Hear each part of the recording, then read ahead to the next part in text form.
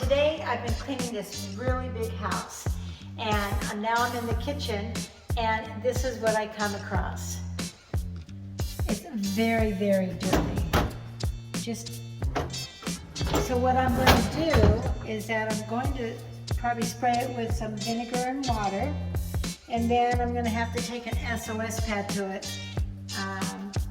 and clean it. So this will take a while, so I won't bring you through the whole process, but I will let you know exactly how it goes and show you when it's all clean. Hi, now the refrigerator and freezer is all done, and it came out really nice. The whole thing, sprayed it with vinegar and water and let it soak. It came all clean except for some of the hard stuff in there.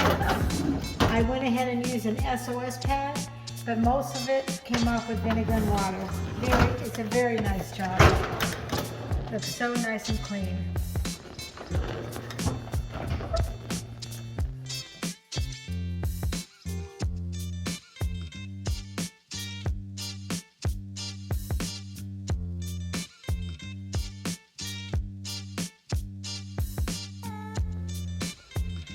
It still took a little while to do it, but it came out really good. I'm really happy.